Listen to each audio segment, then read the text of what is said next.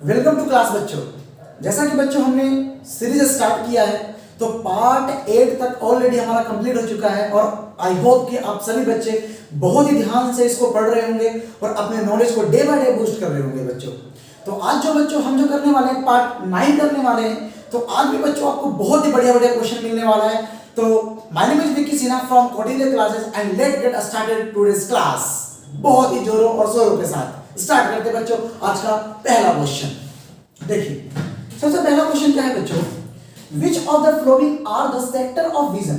मतलब कि बच्चों देखिए जो हम देखते हैं ना, तो देखने जैसे कि आप देखे होंगे कि कई कई लोगों को चश्मा लगा हुआ रहता है, तो आप उससे अगर पूछेगा तो किसी को पास में देखने का प्रॉब्लम होता है, किसी को दूर का देखने का प्रॉब्लम होता है, किसी को दोनों ही प्रॉब्लम हो सकता है। ठीक है बच्चों, और मेनली जो दूर का देखने का मतलब दोनों का जो प्रॉब्लम होता है वो ओल्ड एज लोगों में ज़्यादा देखा जाता है।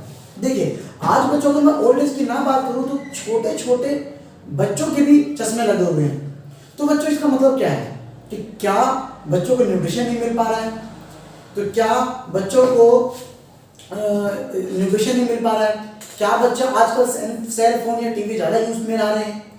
तो ये सारे कारण हैं बच्चों। तो आई होप कि आप सिर्फ पढ़ते टाइम ही आप सेल फोन का यूज करते होंगे, अदरवाइज आप फालतू का सेल फोन यूज नहीं करते होंगे। तो देखिए तो इसमें क्या होता है बच्चों, इसका जो इसलिए मैंने ऑप्शन दिया क्योंकि बच्चों इसमें एक होता है मायोपिया जो कि आपको दूर का देखने का, एक होता है आपका प्रेस मायोपिया पास का देखने का, एक होता है बच्चों आपका हाइपर मायोपिया जो कि बच्चों आपको दोनों में प्रॉब्लम होता है, पास का भी और दूर का भी देखने का। देखिएगा आप किसी किसी को ना कि बहुत ही मोटा लेंस लगा हुआ ऊपर और नीचे भी दोनों में क्लॉडी टाइप का होगा। ओके, किसी किसी का क्लॉडी टाइप नीचे में होगा, किसी का क्लॉडी टाइप ऊपर में होगा और किसी का पूरा ही क्लॉडी टाइप होगा।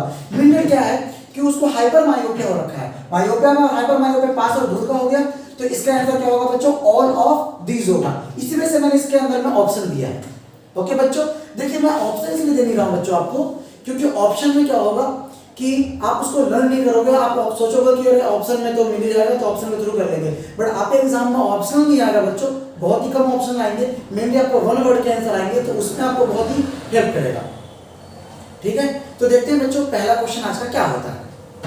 देखिए सेकंड क्वेश्चन क्या है, which is the unit of pressure. तो बच्चों जो प्रेशर जो हम नापते हैं, तो प्रेशर किसमें नापते हैं बच्चों, पास्कल में। किसमें नापते हैं, इसको पास्कल में नापते हैं। जैसे कि जो फोर्स है तो हम फोर्स किसमें नापते हैं, न्यूटन में नापते हैं। ओके, तो कितने न्यूटन का फोर्स लगा, ठीक है ना। अगर जैसे कि हम टग ऑफ वॉर खेलते हैं ना, वैसा कैसे खेलते हैं, तो कितना फोर्स लगा रहे हैं हम उसको न्यूटन में नापेंगे, और अगर प्रेशर में कितना प्रेशर लग रहा है तो उसको हम पास्कल में नापेंगे। ओके, देखते हैं अगला क्वेश्चन। देखिए who is the known as the nightingale of India. तो नाइटिंगेल ऑफ इंडिया, देखिए नाइटिंगेल मतलब क्या होता है, नाइटिंगेल मतलब होता है एक सुरीली आवाज को, एक बहुत ही मधुर आवाज को हम नाइटिंगेल बोलते हैं।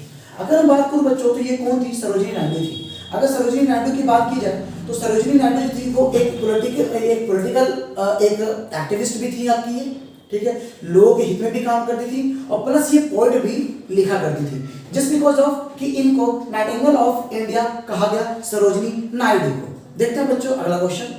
देखिए अगला क्वेश्चन क्या है, हु स्टेबलाइज्ड सती प्रथा इन इंडिया।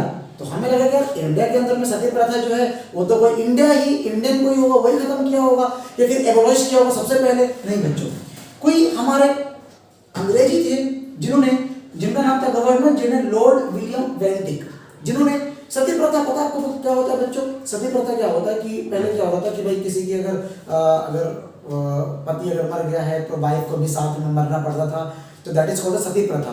तो सती प्रथा को एबोलाइज किया, इसको हटाया किन्होंने, तो आपका नाम था जनरल लॉर्ड विलियम वेंटिक ने हटाया। देखते बच्चों अगला क्वेश्चन। देखिए अगला क्या है, When was the camera invented? तो ये बहुत इजी क्वेश्चन। कैमरा जो फोटो खींचा जाता है, कैमरा जो है सबसे पहले 1816 में आपका इन्वेंट किया गया था। ओके, देखते हैं अगला क्वेश्चन।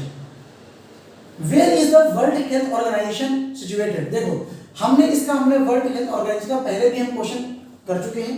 तो ये जो आपका बच्चा सिचुएटेड है आपका जिनेवा स्विट्जरलैंड में आपका ये सिचुएटेड है, जिनेवा स्विट्जरलैंड। देखते हैं बच्चों अगला क्वेश्चन।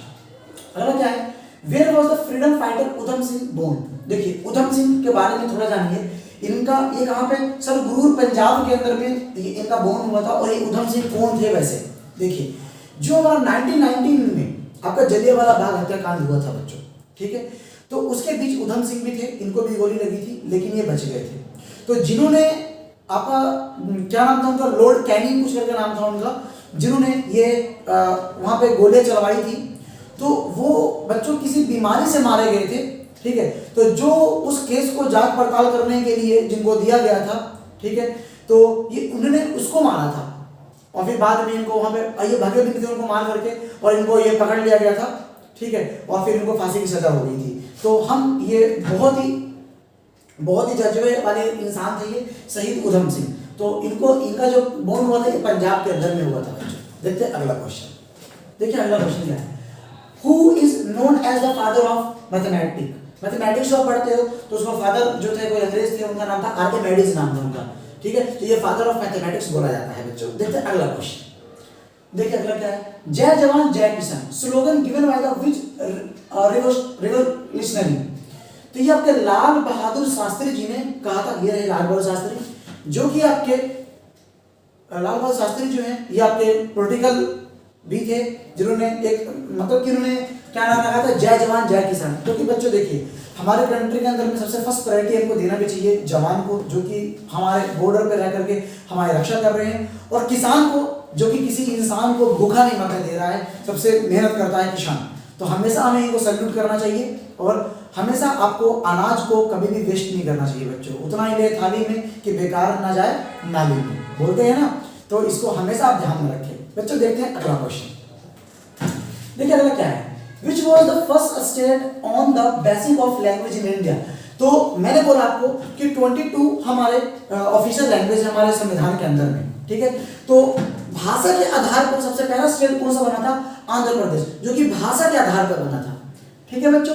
तो बच्चों देखिए, तो इसी प्रकार से अपने नॉलेज को बूस्ट करते रहिए, ठीक है, और आपको ऐसी और भी वीडियोस मिलती रहेंगी, और मैं आपको आपके लिए और भी कुछ दिनों में स्टार्ट करने वाला हूं कि आपको हर एक टॉपिक पे, जैसे कि ईश्वरों के बारे में, जैसे कि उधम सिंह के बारे में, जैसे कि आपके हमारे बहुत ही पूजनीय बापू जी के बारे में, महात्मा गांधी जी के बारे में, आपके सरदार वल्लभ भाई पटेल के बारे में, आपको सुभाष चंद्र बोस जी के बारे में, भगत सिंह के बारे में, इन सब के बारे में भी आपको बच्चों वीडियो मिलने वाला है।